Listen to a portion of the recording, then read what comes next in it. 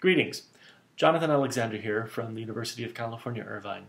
And I want to talk a little bit today about ethos and rhetorical positioning. Now those sound like fancy terms, but they're relatively simple concepts, and they're probably ones that you already have a lot of familiarity with.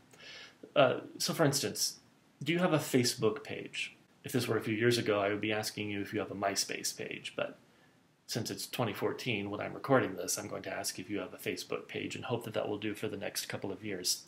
But anyway, a Facebook page is a way for you to say something about your identity, to express a sense of your likes, to catalog what you're interested in, to create and even maintain a social network. And how you construct that page, obviously within the constraints of the Facebook template, says something about you. The pictures that you chose to upload says something really important about what you want to say to other people about who you are. That's what we call rhetorical positioning. It's just a fancy term for how you communicate something about your own being in the world, who you are, what your identity is, what you value, what you appreciate, what you hold to be true. Any act of writing involves most times an act of rhetorical positioning. You saying who you are, what position you are writing from, what your stake is in writing about the thing that you're writing about, and what you claim to be true about it. So your assignments in this first unit, they're really all about exploring your own positionality, exploring who it is that you are, and how you can communicate that through writing. One of the main ways that people communicate about themselves is by establishing what the ancient Greeks called ethos, which is credibility, a sense of who it is that you are as a person. And there are a number of ways in which people do this in online spaces. We already talked a little bit about Facebook. Let's look at a couple of different rhetorical positionings and creation of ethos online. I'm going to direct your attention to Erika Hayasaki's home page. This is her website.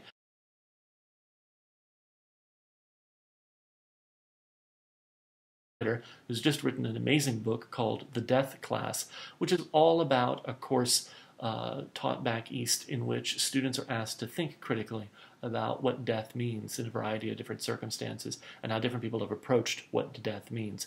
And so for Erika, who is a practicing writer, she's a journalist. This is somebody who makes really her way in the world, her living through journalism.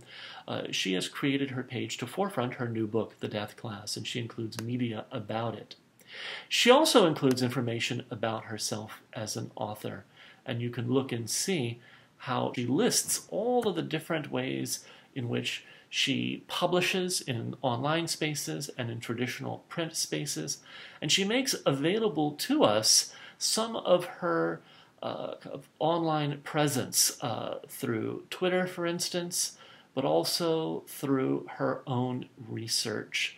So this is a page in which she is really trying to give us a strong sense of herself as a professional. She is certainly marketing her book. She wants you to read it. After all, she is a journalist. She is deeply invested in you hearing about her ideas. And she's trying to make the page as interesting as possible. But a key component of that interest and the way she develops that interest is in not only giving us information about herself, but in kind of keeping that space live with her own Twitter feed.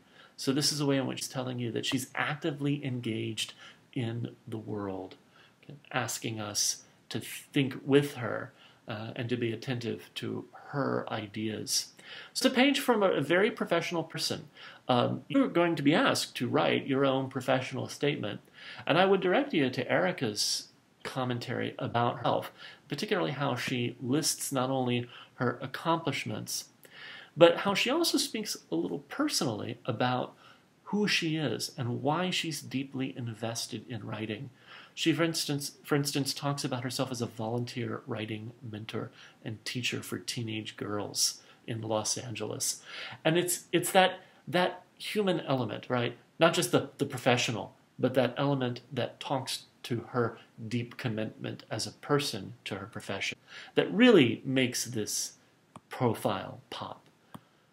The other profile that I want you to spend a little bit of time looking at is much simpler, and it's a profile of David Lum, another journalist who writes in New York about technology, but also about how people inhabit strange locales. The human uses of technology, how people use their technologies, but he's also spent a bit of time writing about the offbeat, the uncanny, and the weird, and the strange. You'll notice what's very simple about his page is that he links to the sources in which you can find some of his writing, but it's visually dominated by a picture of him. And I think that that's designed to complement one of his taglines. You see off to the right there, he says, "If you've got a story, I'll hear it."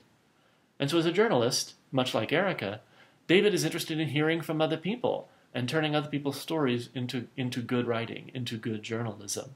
And so I think if he is interested in hearing your story, then it's important that he has given you his welcoming face, a visage of himself as somebody who is really interested and open and glad to hear from you.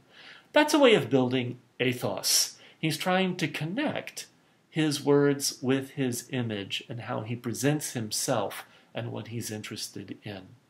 So in these cases, both Erica and David, working writers, are providing you with a sense of their own rhetorical positioning. They're trying to give you a sense of the things that they are deeply invested in and interested in, and they have spent some time thinking about the design of their sites. David with his dominant image on his primary page, and then Erica with information about her book and her accomplishments to establish herself as a professional journalist.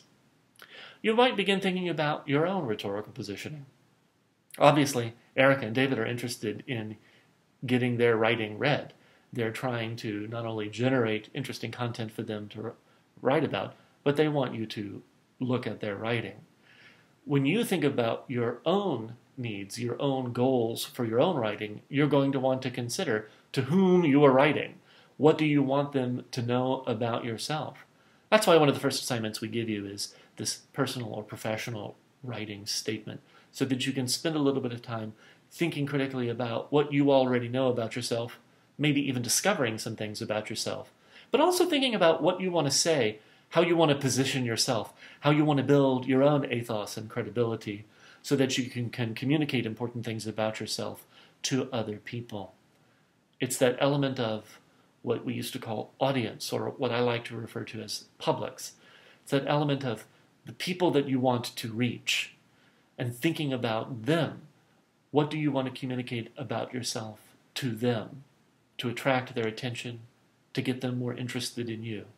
That's the goal of a personal or professional statement.